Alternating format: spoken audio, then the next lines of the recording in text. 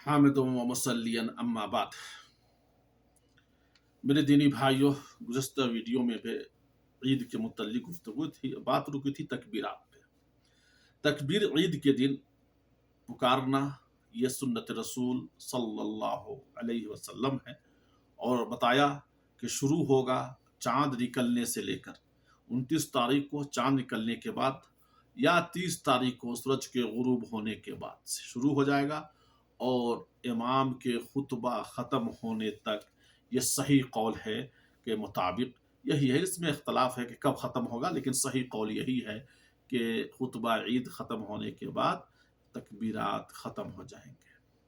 और तकबीरात के अल्फाज भी बहुत हैं, लेकिन अल्लाहु अकबर, ला इलाहा इल्लल्लाह, अल्लाहु अकबर वलिल्लाहिल हम्द ये मशहूर है। और जो भी तकबीरात, बहुत सारे तकबीरात अल्फाज हैं, जो भी तकबीर पढ़े हैं सब सुन्नत रसूल सल्लल्लाहु अलैहि वसल्लम है।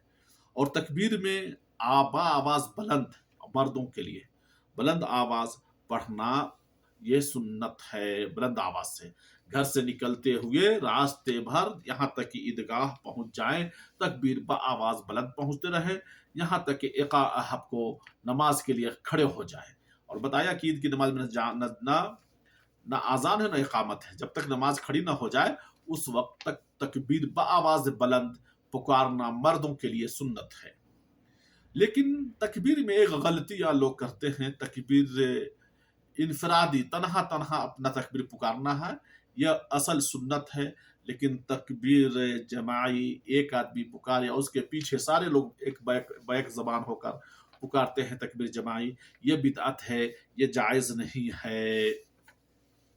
और बताया कि ये सबसे कि ईद की नमाज को सहरा में मैदान में पढ़ना अफजल और बेहतर है।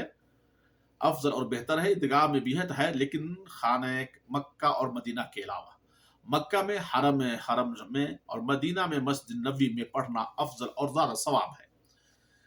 नमाज ईद का तरीका है कि सबसे पहले आप बावजू हों और क़िबला रुख होकर नियत करें, और नियत ज़बान से नहीं, सिर्फ दिल के इरादे का नाम नियत है।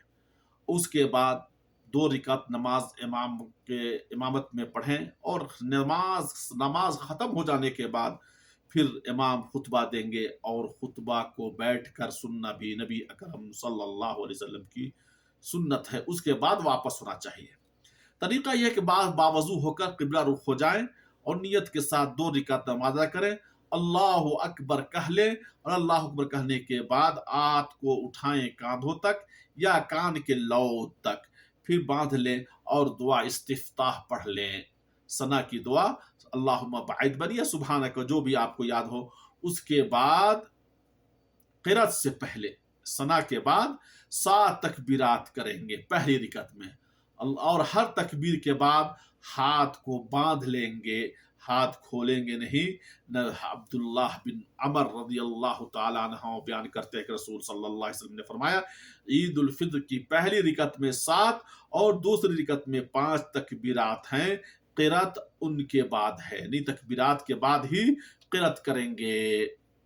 और हर तकबीर में हाथ उठाकर हाथ को बांध लेंगे। क़ियाम का मतलब यही है कि हाथ बंधा रहे सीने पर, और यही है। और पहली तकबीर में आप या तो सूरह काफ या सूरत आला पढ़ें और सूरह फातिहा के बाद, और दूसरी रिकअत में सूरह कमर के बाद एक कमर पढ़ें या गाशिया पढ़ें। ये दोनों सूरत पढ़ना अल्लाह के रसूल सल्लल्लाहु अलैहि वसल्लम की सुन्नत है। नमाज से फारिग होकर खुशू और खुजू के साथ इमाम का खुतबा ज़रूर सुने, ये भी नमाज ईद फित्र का एक हिस्सा ही है। खुतबा मसनून के बाद, खुतबा सुनने के बाद ही आप खुतबा ईद उल फित्र से निकलें। ईद उल फित्र के दिन आपको एक दूसरे को ईद उल फित्र से निकलने से पहले आप खुशबू लगाएं। ये सिर्फ मर्दों के लिए है। खुशबू का लगाना ये बेइत्तफाक मज़ाहिब अरबा, ये सुन्नत रसूल सल्लल्लाहु अलैहि वसल्लम सिर्फ मर्दों के लिए है। जो औरतें ईदगाह निकलेगी वो खुशबू से परहेज करेंगी, ना खुशबू वाला तेल, ना कोई ऐसी चीज जिससे अपनी जिन्नत को जाहिर करे, जायज नहीं। इंशाअल्लाह अगले वीडियो में आएगा। और दूसरी चीज है कि ईद के दिन, ईद के नमाज के बाद एक दूसरे को ईद की मुबारकबाद देना जो साबित है, और कहना है तक़ब्बलल्लाहु मिन्ना व मिनकुम। यही है ईद का आपको मुबारकबाद देना, ईद मुबारक हो। और गले मिलना ये सब सही हदीस से साबित नहीं है। अफजल और बेहतर इतना ही है कि ये दुआ पढ़ें, तक़ब्बलल्लाहु मिन्ना व मिनकुम, और गले मिलना ये सारी चीज़ नहीं है। इसी तरह एक बहुत ही बड़ी बिदअत है ईद के दिन, जो हम लोगों के यहाँ राइज है, हम लोगों के हर जगह नहीं, खास तौर से बिदअतियों के यहाँ ईद की नमाज पढ़ते ही फौरन ईदगाह से कब्रिस्तान जाते हैं, जो नबी अकरम सल्लल्लाहु अलैहि वसल्लम से साबित नहीं, बिदअत है। कब्रिस्तान जाना सुन्नत रसूल सल्लल्लाहु अलैहि वसल्लम, अल्लाह के रसूल सल्लल्लाहु अलैहि वसल्लम की हदीस है कि तुमको मैं कब्रिस्तान से जाने से मना किया था, अब तुम जाया करो, इसलिए कि आखिरत की याद आता है इससे, कब्रिस्तान जाने से। लेकिन दिन मुतय्यन करना, वक्त मुतय्यन करना ये जायज़ नहीं है।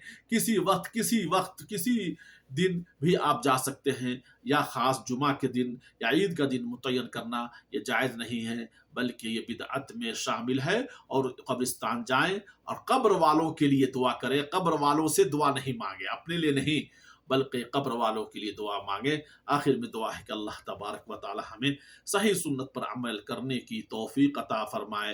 व आखिर दावाना अल्हम्दुलिल्लाहि रब्बिल आलमीन।